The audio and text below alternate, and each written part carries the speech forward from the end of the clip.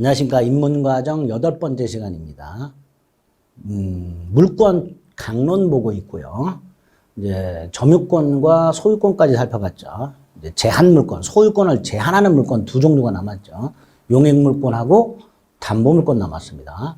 그중에 이제 용익 물권이라고 타인 부동산을 일정 기간 사용 수익하는 권리를 싸잡아서 용익 물권이라고 합니다. 세 가지가 있습니다. 지상권, 지역권, 전세권. 자, 지상권하고 지역권은 땅지자를 쓰죠. 그러니까 지상권하고 지역권은 타인 토지에 관한 권리입니다. 반면에 전세권은요, 타인 부동산, 즉 타인 토지 또는 건물을 사용수익할 수 있는 권리가 됩니다. 자, 입문 과정에서는 개념과 특징 정도, 그리고 기본 과정에서 꼭 알아야 될 기본적인 어떤 용어 같은 것들, 이런 것들을 좀 설명을 드리겠습니다. 자, 먼저 첫 번째 지상권이라고 되어 있죠. 자, 지상권은 이렇게 되어 있죠. 타인 토지에 건물, 공작물, 수목, 이 싸잡아서 지상물이라고 합니다. 이걸 소유하기 위해서 그런 타인 소유 토지를 사용 수익하는 권리라고 되어 있습니다. 자, 이 지상권은요, 우리 민법이 토지와 건물을 별도의 부동산으로 취급한다고 그랬죠.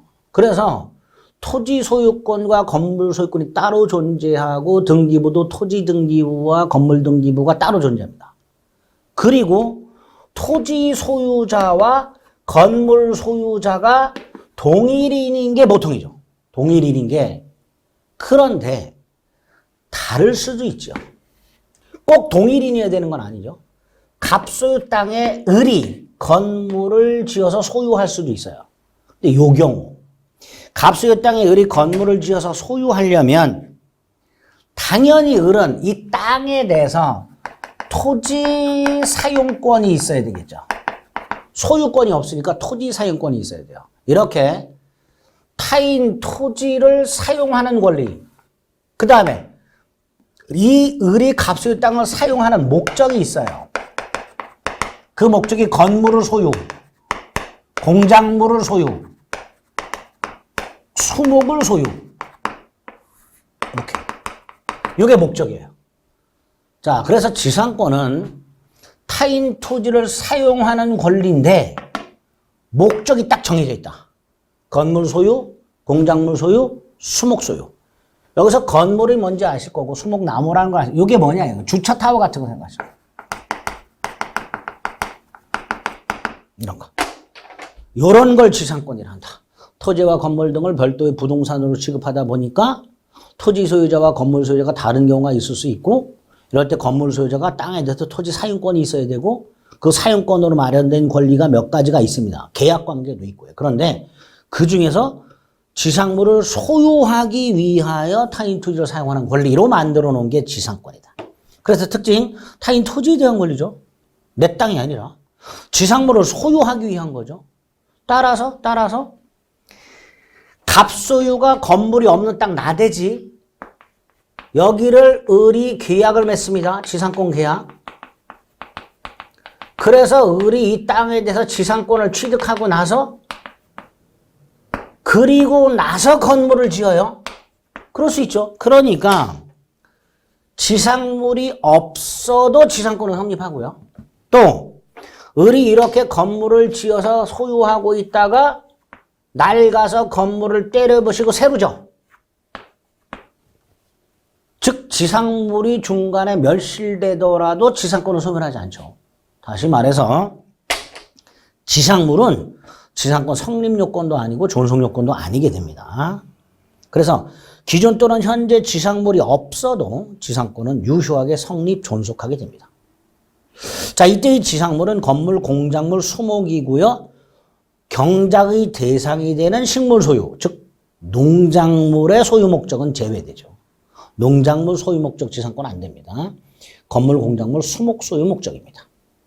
그리고 건물, 공작물, 수목을 지상물이라 하고, 지상물이 없어도 지상권은 유효하게 성립 존속한다는 거. 또 지상물에 관한 권리, 지상물 즉 건물 소유권과 지상권, 당연히 별개의 독립한 권리죠. 그 다음에 우리 민법은 토지 사용 대가를 지료라고 하는데요. 지료를 꼭 지급하라고 되어 있질 않아요. 나중에 보시겠지만 전세권은 반드시 전세금을 지급하라고 되어 있어요. 근데 지상권이나 지역권은요, 남의 땅을 사용하는데 그 사용 대가, 즉 지료를 지급하라고 되어 있질 않아요. 그러니까 토지 소유자와 지상권자가 지상권 계약을 할 때 지료 지급을 약정할 수도 있고 안 할 수도 있습니다. 다시 말해서 지상권은 유상지상권도 있고 무상지상권도 있습니다. 그 말은 지료 지급은 지상권의 요소가 아니다. 이렇게 말을 합니다. 지료 지급은 지상권의 요소가 아니다. 다섯 번째, 지상권의 객체는 타인 토지죠. 그 토지는 개수를 어떻게 판단하죠? 필 단위로 판단하죠. 이때 타인 토지, 일필 토지 전부가 지상권의 객체냐? 아닙니다. 일필 토지 전부일 수도 있고 일부만 사용할 수도 있어요.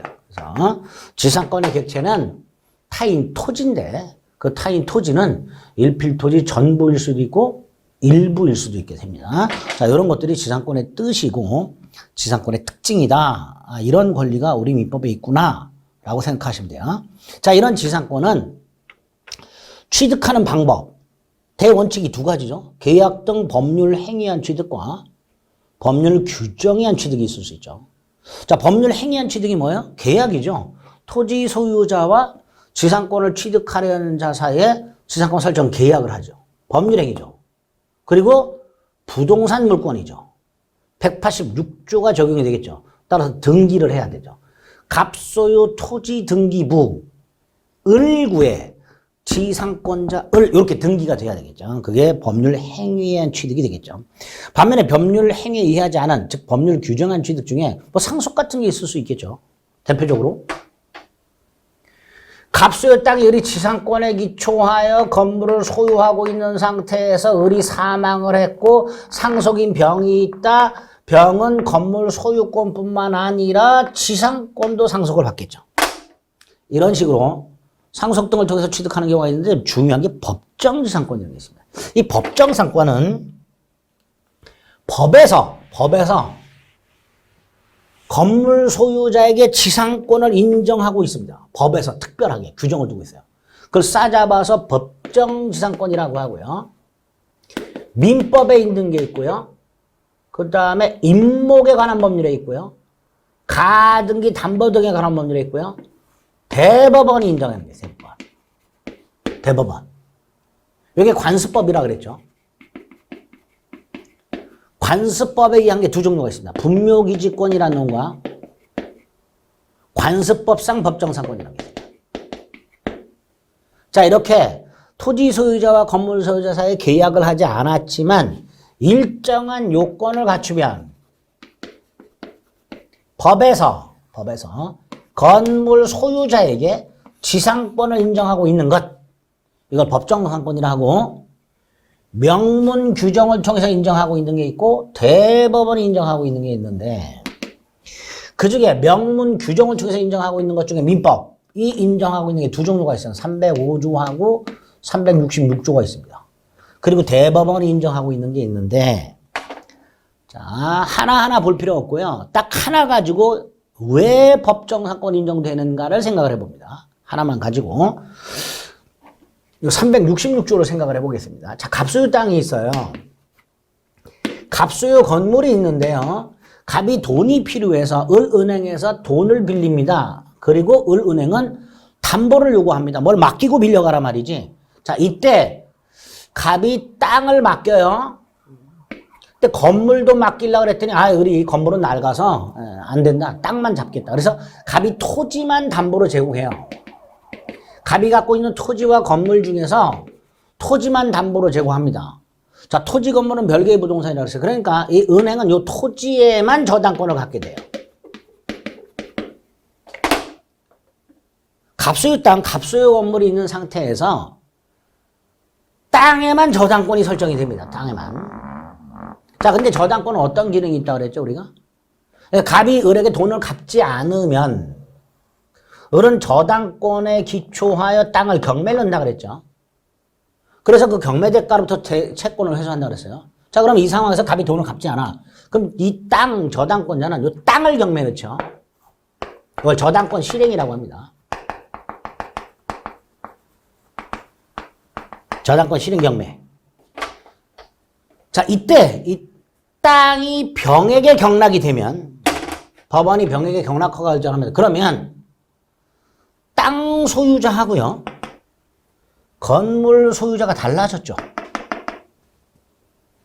이때 병소유 땅에 갑이 건물을 소유하려면 뭐라 그랬죠? 갑이 땅에 대해서 토지 사용권이 있어야 되죠. 이게 없으면 건물은 철거가 된단 말이죠. 무단 건물이니까. 종전에는 갑이 소유권을 갖고 있었단 말이에요. 근데 땅이 병하게 넘어갔어요.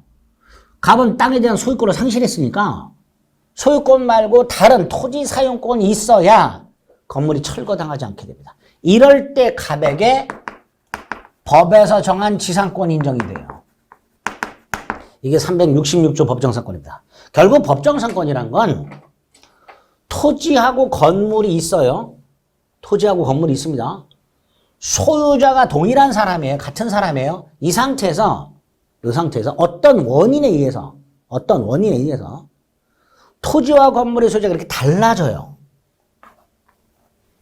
그때 건물 소유자가 취득하는 게 법정상권이에요.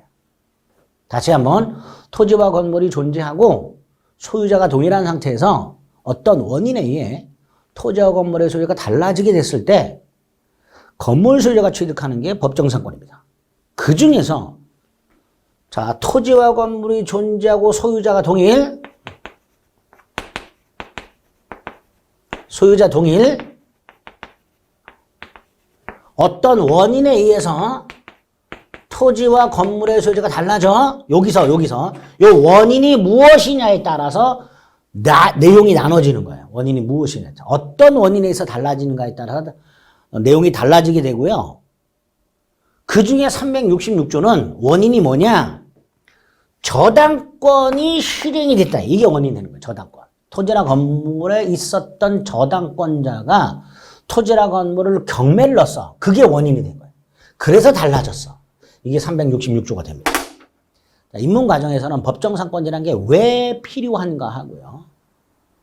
그걸 366조 가지고 이해하시고, 그 다음에 대원칙.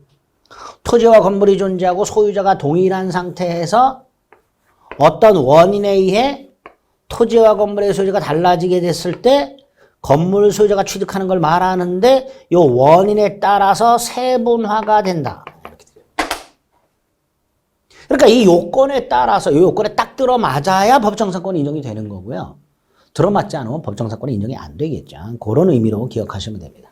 자, 법정상권, 토지와 건물의 소유권자가 동일인 상태에서 어떤 원인에 의해서 소유가 달라졌을 때 법이나 관습법, 대법원에 의해서 건물 소유자가 취득하는 지상권을 말하고 법정상권, 관습법성 지상권, 분묘기지권 등이 있다.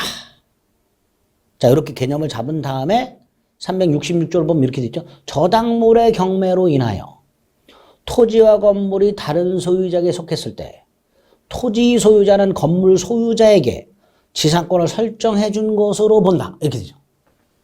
토지가 있고 건물이 있는 상태에서 저당권이 설정이 되고 그 저당권이 실행이 돼서 그 결과 토지와 건물의 소유자가 달라졌을 때 토지 소유자는 건물 소유자에게 지상권을 설정해 준 것으로 본다.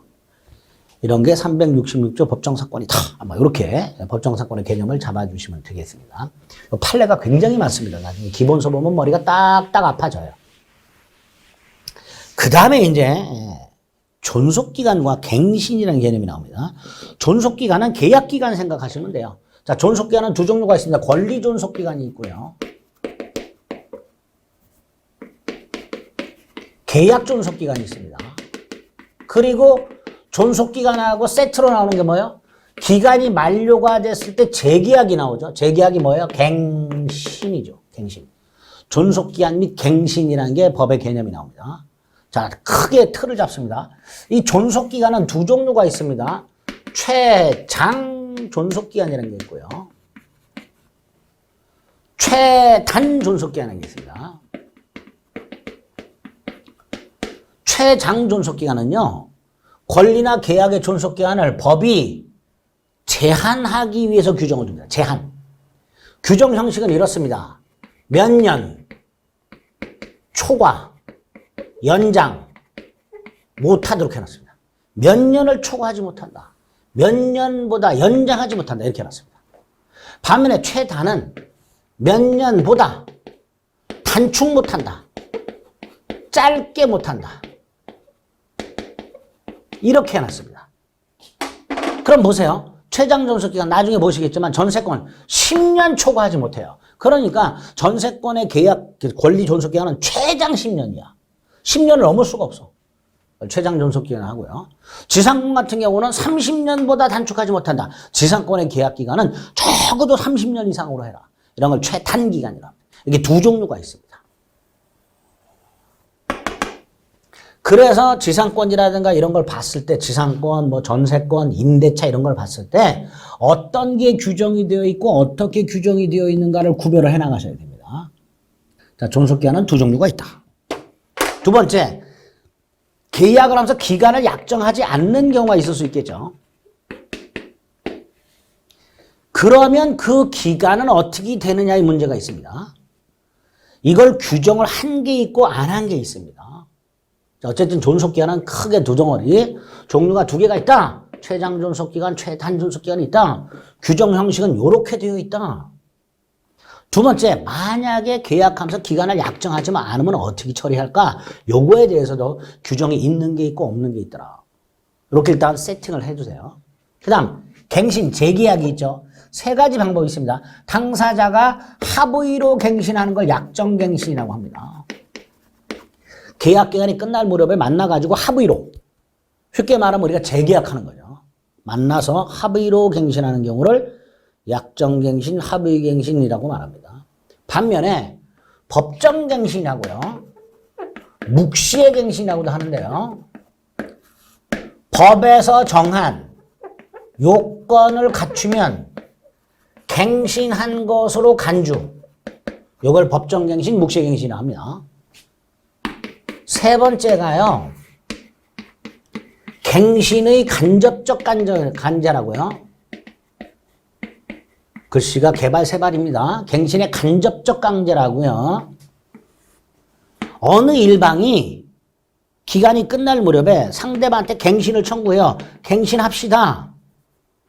갱신 청구. 그런데 상대방이 이걸 거절을 해요. 아, 싫어. 갱신합시다. 그랬더니 상대방이 거절합니다.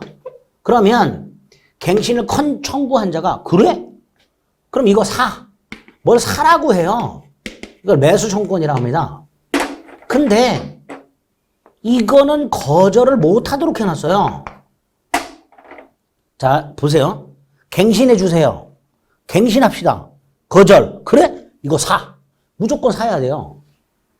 그러니까 청구받은 사람 입장에서는 거절을 했다가는, 갱신 청구를 받은 사람 입장에서 거절을 했다가는 뭘 억지로 사야 돼. 강제로. 그러니까 고민을 하겠지. 야, 이거 갱신 거절했다간 저걸 사야 되는데 살 돈은 없고 고민이 좀 되겠지. 그래서 잠을 못 자겠죠. 즉 갱신을 심리적으로 강요하는 기능을 갖고 있는 걸 갱신의 간접적 강제라고 합니다. 요 갱신의 간접적 강제가 수단이 두 개, 갱신 청구권 및 매수 청구권입니다. 그런데 요거를 조금 완화시켜 놓은 게 주택임대차보호법이나 상가건물임대차보호법 특별법에 있어요. 뭐라고? 갱신 요구권이라고. 조금 달라요. 갱신 요구권은. 주택임대차 계약갱신 요구권, 상가건물임대차 계약갱신 요구권 이렇게 있습니다. 그래서 우리 민법 및 특별법에서 그 특별법은 두 개, 주택임대차보호법, 상가건물 거기서 권리나 계약에 관한 존속기간이 두 종류에다가 기간을 정하지 않았을 때 어떻게 처리할 것인가에 관한 규정 및 기간이 만료했을 때 재계약과 관해서 네 가지 합의갱신, 법정갱신, 갱신의 간접적 강제, 그리고 주임법 상위법에 있는 계약갱신 요구권에 의한 갱신, 총 네 가지가 있게 됩니다. 이런 것들이 뭐가 규정이 되어 있고 어떻게 규정이 되어 있는가를 앞으로 여러분들이 정밀하게 구별하셔야 돼요. 왜? 내용이 비슷비슷한데 조금씩 달라요. 그러다 보니까 나중에 기본 과정에서 이걸 쫙 다 설명을 드리고 나면 머리가 뒤죽박죽이 돼가지고 이게 그거 같고 저게 이거 같고 막 이렇게 됩니다. 그러니까 미리 세팅을 딱 해놓은 다음에 요게 나오는 부분에 뭐가 규정이 되어 있고 어떻게 규정이 되어 있는가를 정신을 바짝 차려서 구별을 좀 해 나가셔야 됩니다. 자, 그 다음 지상권에는 뭐가 규정이 되어 있는가? 최단기간이 규정되어 있죠. 계약으로 지상권의 존속기간을 정했을 때 다음 기간보다 단축 못한다. 석조, 석회조, 연화조라고 되죠. 석은 이제 돌이고요. 이건 시멘트고요. 이건 기와를 말합니다. 견관 건물 수목 소유 목적 30년 이상. 전호 이외의 건물이 그러니까 목조 건물을 생각하시면 되고요. 15년 이상. 건물 이외의 공작물 주차 타워 같은 걸 5년 이상 이렇게 되죠. 만약에 이거보다 짧게 기간을 정했다. 예컨대 수목 소유 목적인데 20년으로 정했다. 30년으로 연장을 시켜버립니다. 이런 걸 최단 존속기간이라고 부릅니다. 지상권에는 최단 존속기간이 마련이 되어 있습니다. 최장은 없어요. 지상권에는. 규정이 없습니다. 그리고 또 하나 기간을 정하지 않으면 어떻게 되냐? 이것도 문제가 된다 그랬죠? 281조에서 뭐라고 되어 있어요? 기간을 정하지 않아도 280조에서 정한 기간이 되는 거야. 그러니까 예를 들어서 수목 소유 목적으로 지상권을 설정했는데 기간을 약정하지 않으면 30년이 기간이 되는 거예요. 30년이. 주차 타워 소유 목적으로 지상권 계약을 했는데 기간을 정하지 않으면 5년이 기간이 되는 거예요. 나아가 이것도 안 정했어요. 을이 갑소유 땅에 지상권을 설정하면서 건물을 소유할지, 수목을 소유할지, 목조주택을 소유할지, 주차 타워를 소유할지, 그걸 정하지 않았어요. 그럴 때도 전조 2호니까 15년으로 보게 됩니다. 이런 식으로.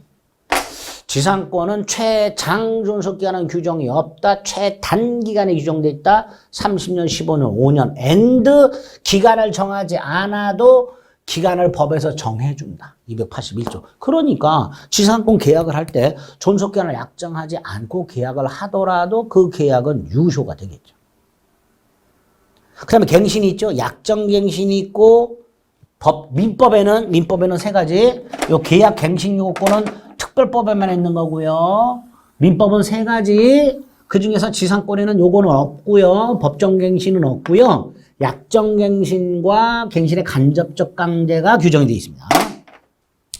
약정갱신이 284조입니다. 지상권은 당사자가 얼마든지 갱신할 수 있고 갱신할 때도 30년, 15년, 5년보다 단축을 못하도록 해놨습니다.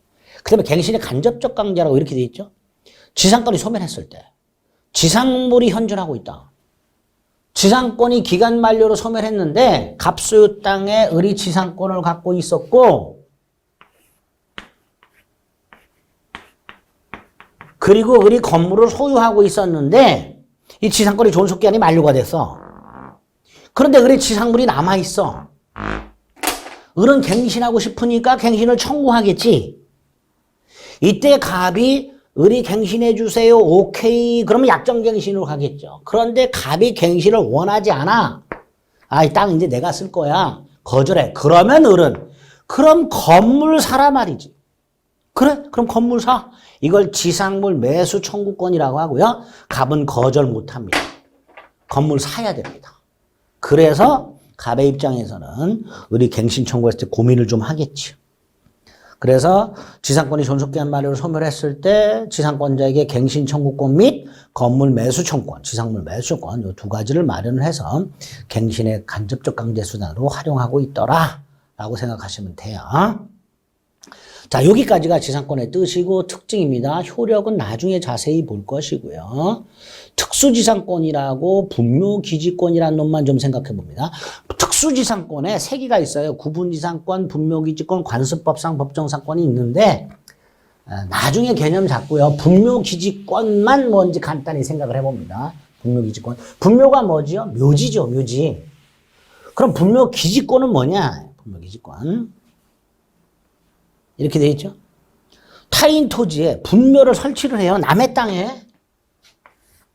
갑소유 땅에 을이 분묘를 설치해요. 자, 이 분묘 공작물의 일종입니다. 그럼 을이 분묘를 설치했잖아요. 이 설치한 자가 분묘 소유권을 갖게 돼요. 분묘에 대한 소유권도 인정합니다. 어쨌든 이 분묘를 소유하면서 때가 되면 이 묘지에 와가지고 제사도 지내고 봉사도 하겠죠. 요걸 목적으로 분묘가 설치되어 있는 요 바닥면, 요걸 분묘기지라고 합니다. 및 주위의 빈 땅, 공지라고 하죠. 요거를 사용할 수 있는 관습법, 즉 대법원이 인정하고 있는 지상권하고 비스무리한 권리, 지상권 유사의 물권, 요거를 분묘 기지권이라고 개념을 잡습니다. 법에는 규정이 없고요. 우리 대법원이 인정하고 있는 겁니다. 자, 이런 분묘 기지권을 취득하는 방법 3가지만 입문과정에 생각합니다. 가장 기본이 을이 갑의 허락을 얻어서 분묘를 설치. 이게 가장 기본이 될 거고요. 두 번째, 을이 갑소유 땅에 무단으로 설치를 해요. 무단. 몰래. 그리고 20년이 지나. 그럼 분묘기지권을 시효취득하게 됩니다. 분묘기지권을 시효취득한다는 게 판례예요. 을이. 다만 2001년 1월부터 장사 등에 관한 법률이 시행이 됩니다. 장사 등에 관한. 옛날 이름으로는 매장 및 묘지에 관한 법률인데 이 장사 등에 관한 법률이 2001년 1월부터 시행이 되면서 타인 토지 분묘 무단 설치를 금지하는 규정을 두게 됩니다. 장사 등에 관한 법률에서. 그래서 우리 대법원이 남의 땅에 분묘를 무단으로 설치하여 분묘기지권을 시효취득하려면 장사 등에 관한 법률이 시행되기 전, 즉 2001년 1월 이전에 무단으로 설치하고 20년이 지나야 한다. 이렇게 얘기를 합니다. 그럼 분묘기지권이라는 걸 시효취득하게 됩니다. 세 번째가 갑소유 땅에 갑이 분묘를 설치해요. 그럼 갑소유 땅, 갑소유 분묘죠. 토지와 분묘가 동일인 소유예요. 근데 갑이 땅만 팔아요. 분묘 이전 특약 없이 땅만 팝니다. 그러면 토지와 분묘가 존재하고 동일인 소유에서 어떤 원인에 의하여 토지와 분묘 소유자가 달라졌죠. 우리 아까 봤던 법정상권하고 구조가 똑같아졌죠. 그러니까 갑이 뭘 취득하게 된다? 땅에 대해서 분묘기지권을 취득하게 됩니다. 이렇게 3가지 방법을 통해서 분묘기지권을 취득할 수 있다라는 게 대법원 판례입니다. 이렇게 지상권이라는 게 있다 확인하시면 되겠습니다. 개념과 특징, 존속기한 및 갱신, 특수지상권의 분묘기지권이란 거, 요 정도 세팅을 딱 해두시면 돼요. 그 다음에 이제 지역권이란 게 나왔습니다. 지역권이란 건 요 역의 뜻을, 지역. 요때 여기요, 한자로 요렇게 써요. 요렇게 쓰고요. 번역은 편익이라고 번역을 합니다. 자, 갑소유 땅이 있어요. 을소유 땅이 있고요. 여기 공로가 있어요. 그런데 갑소유 땅이 맹지거나 통로가 있지만 제 기능을 못하면 우리가 상린관계에서 주의토지 통행권이라는 게 인정된다고 그랬죠. 근데 이 갑소유 땅으로부터 공로까지 통로가 있어요. 아주 잘 개설이 되어 있어요. 포장도 잘 돼 있고요. 폭도 넓고요. 밤에 되면 조명도 환하게 들어와요. 그래서 갑이 공로로 출입하는데 큰 어려움이 없어요. 그런데 30분 걸려요. 여기 버스 정류장이 있어요. 그런데 갑이 을소유 땅을 딱 통행하면요. 여기 5분이면 가요. 그럼 갑의 입장에서는 을소유 땅을 통행하고 싶은 생각이 들 거예요. 그죠? 그런데 앞에서 봤던 상린관계의 주의토지 통행권이 인정이 안 된단 말이죠. 갑에게는. 왜? 갑에게 주의토지 통행권이 인정이 되려면 맹지거나 이 통로가 제 기능을 못해야 되는데 지금 갑소유 땅으로부터 공로까지 통로가 있고 시간이 좀 오래 걸릴 뿐, 즉 불편할 뿐, 갑이 이 기존의 통로를 통행하는 게 을소유 땅을 통행하는 것보다 좀 불편할 뿐, 이 통로가 제 기능을 못하진 않는단 말이죠. 그러니까 갑은 주의토지 통행권이라는 게 인정이 안 돼요. 그래서 갑이 을을 찾아가서 내가 통행료를 얼마 정도 줄 테니까, 1년에 얼마를 줄 테니까 네 땅 중에서 요만큼. 예컨대 폭이 몇 미터 정도. 자동차가 지나다니면 몇 미터 정도가 필요할까? 한 3미터? 한 5미터? 넉넉하게 5미터. 요만큼만 내가 사용하자. 라고 을하고 계약을 맺어서 갑이 이렇게 통로를 확보를 해요. 이때 이 빚금치 통로는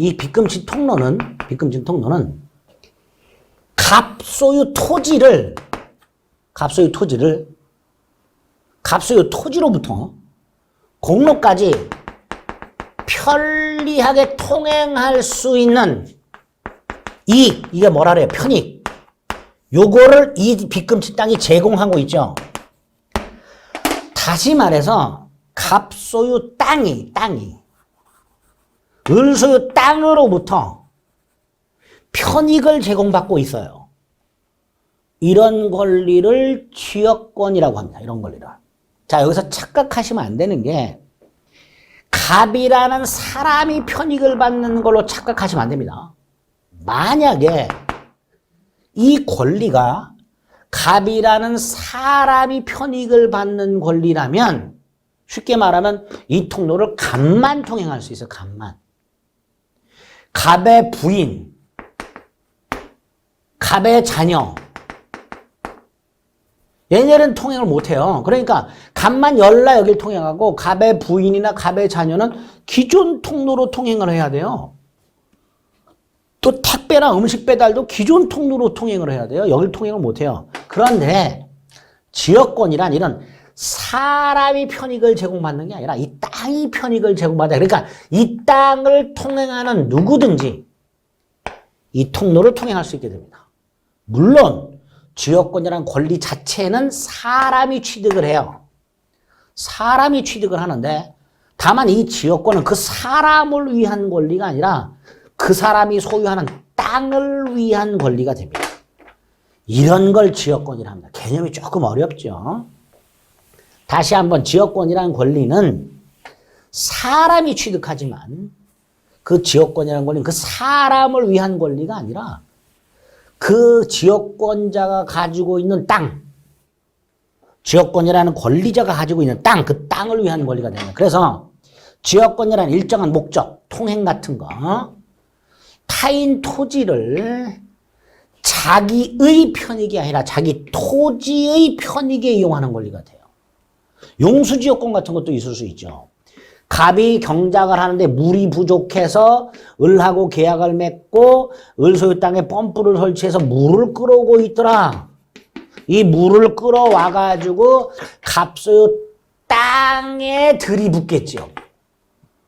그러니까 갑이 아니라 갑 소유 땅이 을 소유 땅으로부터 물이라는 편익을 제공받죠. 아까 같은 걸 통행지역권이라 하고 지금 같은 걸 용수지역권이라고 부르기도 합니다. 근데 어쨌든 이렇게 지역권이란 남의 땅을 자기의 편익이 아니라 자기 토지의 편익에 이용하는 권리를 말하게 되고요.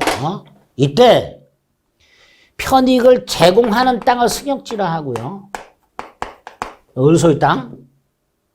편익을 제공받는 땅을 요역지라고 합니다. 결국 지역권은 요역지를 위한 권리가 되죠. 요역지를 위한 권리. 이게 지역권의 뜻이 됩니다. 종류는 아주 다양합니다. 보통 우리가 이제 뭐 통행지역권이라든가 용수지역권 같은 걸 생각하는데요. 그 편익에는 아무런 제한이 없어요. 자, 지역권의 특징만 생각해 봅니다. 타인 토지를 자기 토지의 편익에 이용하는 권리라고 있죠. 그러니까 사람의 개인적 편익을 위해서는 지역권을 설정할 수 없습니다. 땅이 편익을 제공받아야 돼요. 사람이 편익을 받는 지역권. 사람이 편익을 받는 걸 인여권이라고 합니다. 인여권. 근데 지역권은 땅 기자를 쓰죠. 토지가 편익을 제공받아야 돼요. 그러니까 사람의 개인적 편익을 위한 것을 인여권이라고 하는데 인여권은 민법이 없죠. 지류에 관한 규정이 없기 때문에 유무상을 불문합니다. 또 설령 대가 지급을 약정했다 하더라도 부동산 등기법, 등기 절차와 관련된 뭐 여기에는 규정이 없기 때문에 등기도 안 됩니다. 어쨌든 지역권은 이런 특징이 있다. 사람이 편익을 제공받는다. 지료라든가 이런 거에 대한 규정은 없더라.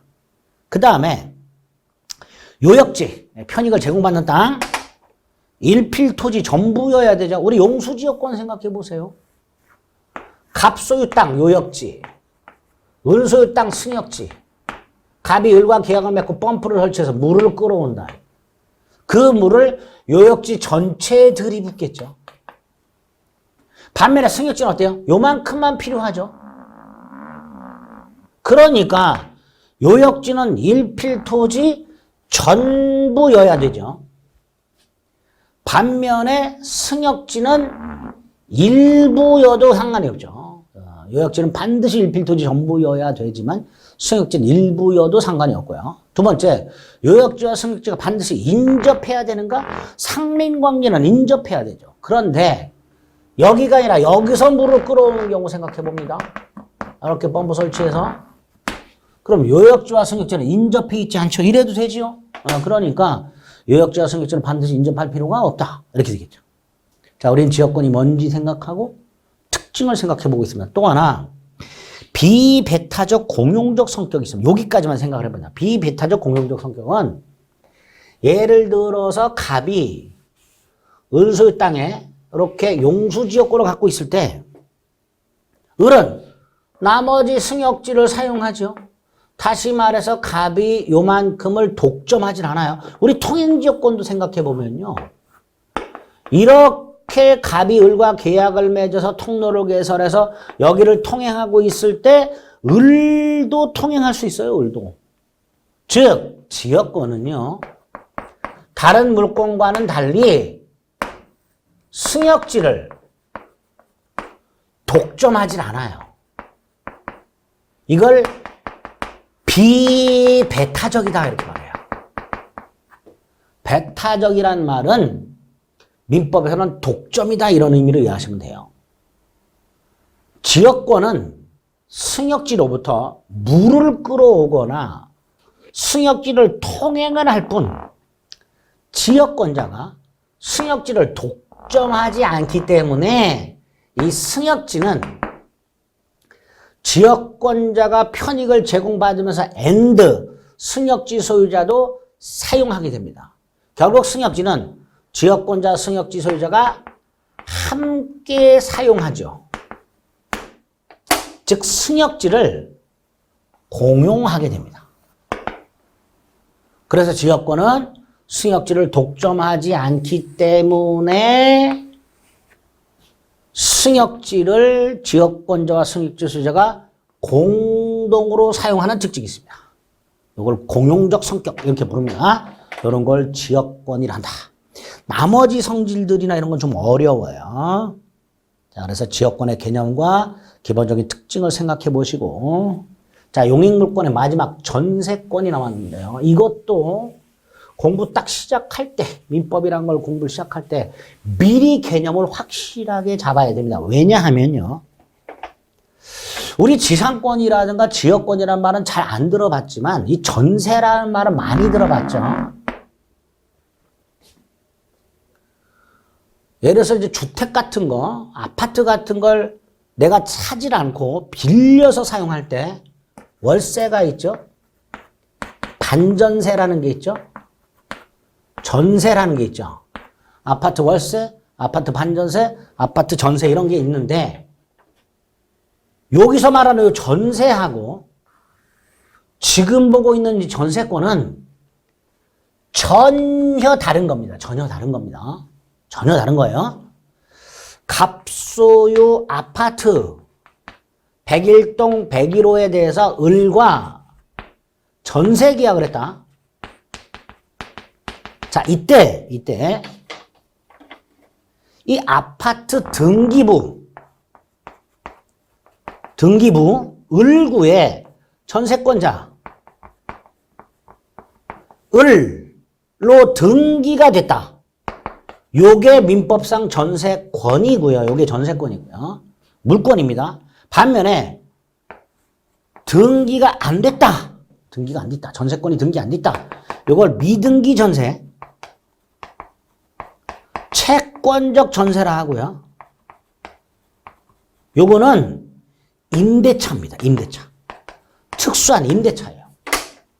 그러면 우리가 보통 아파트를 전세 계약을 할 때 전세권 등기를 해야 안 해요? 거의 안 하죠. 그러니까 그거는 우리가 지금부터 보는 전세권이 아니고요. 그냥 주택임대차예요. 그래서 앞으로 보게 되는 전세권은 전세권 계약을 하고요. 전세권 등기를 꼭 해야 되는 물건이다. 구별을 하셔야 됩니다. 다만 내용이 굉장히 비슷하고요. 주택임대차하고 또는 한강건물 임대차하고 내용이 굉장히 비슷하고요. 심지어 똑같은 경우도 있어요. 그러다 보니까 이게 이거하고 헷갈려가지고요. 실제 공인중개사업을 하시는 분들도 구별 못하는 경우가 태반입니다. 앞으로는 완전하게 구별하셔야 됩니다. 내용이 비슷하다 해서 같은 걸로 착각하시면 안 됩니다. 착각하시면 안 돼요. 자, 전세권이 뭐냐? 뜻을 봅니다. 전세권이란 세 가지가 개념 요소입니다. 전세권자가 누구에게 전세권을 설정해 주는 사람에게 전세금을 꼭 지급하고, 그 다음에 타인의 부동산이니까 토지 또는 건물이죠. 그러니까 전세권은 토지 전세권도 있고 건물 전세권도 있죠. 그 건물 전세권 중에서 주거용 건물 전세권이나 상가 건물 전세권이 주택임대차나 상가 건물 임대차하고 흡사하단 말이죠. 어쨌든 타인의 부동산을 용도에 따라 사용식을 하고요. 용익물권이죠. 그 다음에 전세금을 준 게 있잖아요. 이거를 나중에 설정자가 안 돌려주면요. 이 전세권자는 목적물을 경매를 넣어버려요. 경매 대가에서 우선 변제를 받을 수 있어요. 자, 목적물을 경매 넣어서 우선 변제 받는다? 우리 저당권이 떠오르죠. 이걸 뭐라 그랬어요? 담보물권이라고 그랬죠. 아, 전세권은 타인의 부동산을 사용수익할 수 있는 용익물권과 전세금을 나중에 목적물 경매 대가로부터 우선해서 배당을 받는 담보물권의 성격도 있구나. 두 개의 성격을 모두 가지고 있구나. 아주 독특하구나. 이게 전세권입니다. 이게 전세권. 주위에 있죠. 전세권은 전세권 등기를 요하는 물권으로서 우리가 일반적으로 알고 있는 주택전세와는 전혀 다른 제도입니다. 구별을 앞으로 꼭 하셔야 돼요. 기능이 두 가지죠. 용익물권과 담보물권의 기능을 갖고 있습니다. 성질, 타인 부동산에 관한 용익물권이죠. 타인의 토지나 건물을 용도에 따라 사용수익해야 되죠. 물권이니까 물권적 청권 인정이 되죠. 객체는 타인 부동산이지만 농경지는 제외합니다. 이때 타인의 토지는 일부여도 상관없고요. 건물도 일부여도 상관없죠. 즉 전세권의 객체는 일필토지 전부 또는 일부, 일동건물 전부 또는 일부. 재산권입니다. 팔아먹을 수 있습니다. 자, 이런 게 전세권이다. 자, 전세권이 성립이 되려면 전세권을 취득하려면 어떻게 되는가? 두 가지죠. 법률 행위와 법률 규정이죠. 그 중에 대표적으로 법률 행위로 취득하는 게 대부분입니다. 자, 법률 행위, 즉 계약을 통해서 전세권을 취득하려면 어떻게 돼야 돼요? 전세권 설정 계약해야 되죠. 부동산 물권이고 계약은 법률이니까 등기해야 되죠. 그리고 꼭 뭘 줘야 돼요? 전세금을 지급해야 되죠. 그래서 전세권 설정 계약과 전세금 지급과 전세권 등기를 하게 되면 전세권을 취득하게 됩니다. 그때 전세금 반드시 지급을 해야 됩니다. 전세금에 대해서 나중에 자세히 살펴볼 겁니다. 자, 우리 존속기간만 좀 생각을 해봅니다. 우리 지상권에서 존속기간 및 갱신과 관련된 기본적인 뼈대를 잡았죠. 존속기간에는 최장 존속기간과 최단 존속기간이 있고 기간을 정하지 않았을 때 어떻게 처리할 것인가를 확인해야 되며, 갱신은 민법에는 약정갱신과 묵시의 갱신과 갱신의 간접적 강제가 있더라. 그러면 전세권에는 어떤 규정이 있을까? 지역권에는 없어요. 존속기한 및 갱신에 관한 규정이 다행히 없었어요. 근데 전세권에는 있어요. 뭐라고 되어 있냐면 전세권을 당사자가 계약을 할 때 그 권리의 존속기한은 몇 년을 넘지 못한다. 10년을 넘지 못한다. 이게 뭐예요? 최장 존속기간이잖아요. 그러니까 예를 들어서 갑소유 땅에 우리 전세권 계약을 했을 때 기간을 15년으로 정했다. 기간을. 그러면 10년으로 단축을 시켜버립니다. 토지 전세권이든 건물 전세권이든 그 기간은 10년을 넘지 못하도록 하고 있습니다. 주택 전세 같은 건 이런 게 없어요. 20년으로 할 수도 있고 30년으로 할 수도 있습니다. 그러나 민법상 전세권은 일단 10년 넘지 못합니다. 단 건물 전세권, 건물, 토지 말고 건물 기간은 당사자가 만약에 1년 미만으로 정했다. 예컨대 6개월로 정했다. 하더라도 1년으로 해버립니다. 즉 건물 전세권만은 최단 기간을 마련해놨어요. 자, 그럼 정리. 토지 전세권, 건물 전세권 불문 10년 넘지 못해. 넘으면 단축해. 두 번째, 건물 전세권만 1년이 보장돼 있어. 건물 전세권의 기간을 6개월로 정했다. 1년 미만으로 했다. 1년으로 한다. 이게 존속기간이에요. 그 다음, 만약에 당사자가 계약을 하면서 기간을 정하지 않았다. 우리 지상권에서는 기간을 정하지 않더라도 법에서 정해줬죠. 281조에서. 그런데 전세권은 그냥 기간을 정하지 않았으면 각 당사자는 언제든지 권리 소멸을 통고할 수 있도록 해놨어요. 언제든지. 기간을 정하지 않으면. 그리고 상대방이 통고를 받은 날부터 6달이 지나면 전세권을 소멸하도록 하고 있습니다.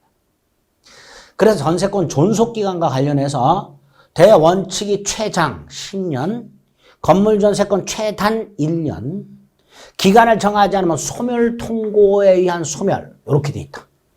여기에 전세권 존속기간입니다. 아, 이렇게 돼 있구나. 뭐 정밀하게 외울 생각하지 마시고요. 우리 민법상 존속기간 및 갱신에 관련된 기본적인 틀을 잡았잖아요. 그죠? 지상권에서. 자, 전세권에는 어떤 식으로 규정이 되어 있는가를 눈으로 확인만 하는 거예요. 갱신. 세 가지 중에서 이게 약정갱신이죠. 전세권 설정은 갱신했을 때 이게 약정갱신이죠. 갱신할 때도 10년 넘지 못하도록 하고 있죠. 그 다음 건물 전세권만은 뭐만은? 건물 전세권만은 법정갱신, 묵시의 갱신이 있습니다. 건물 전세권 설정자가 건물 소유자를 말합니다. 자기 소유 건물의 전세권을 설정해 준 사람, 그 설정자가, 건물 소유자가 전세권 존속기한을 정했을 때 그 기간이 끝나기 6달 전부터 한 달 전 사이에 전세권자에게 나 갱신 안 할래 등의 통지를 하지 않았어. 그러면 다시 전세권을 설정한 걸로 봐요. 전세권 존속기한이 있을 거 아닙니까? 끝나기 6달 전부터 한 달 전 사이에 건물 소유자가 전세권자에게 뭐 나가라 어쩌고 저쩌고 이런 통지를 안 했어요. 그렇게 이 시간이 지나버렸어요. 그러면 재계약을 한 걸로 봐요. 다만 기간은 정함이 없는 걸로 보게 됩니다. 재계약을 했을 때 기간은 정함이 없는 걸로 보게 됩니다. 이렇게 전세권이 뭐고, 특징은 뭐고, 어떻게 취득하고, 존속기한 및 갱신은 어떻게 규정이 되어 있는가까지 딱 입문에서는 기억을 하시는 거예요.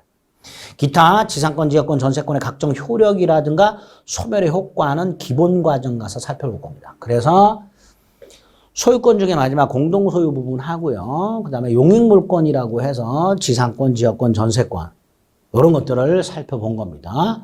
다시 한번 말씀드리지만 기본 개념과 어떤 식으로 규정이 되어 있고 특징이 뭐냐 정도만 생각하셔서 아 이런 걸 앞으로 해야 되겠구나라고 기본 방향을 잡는 용도로 입문 과정은 들어주시면 되겠습니다. 물권 강론의 용익물권까지 살펴봤고요. 다음 시간에 담보물권에 어떤 게 있는가 또 개념과 특징을 살펴보도록 하겠습니다. 수고하셨습니다.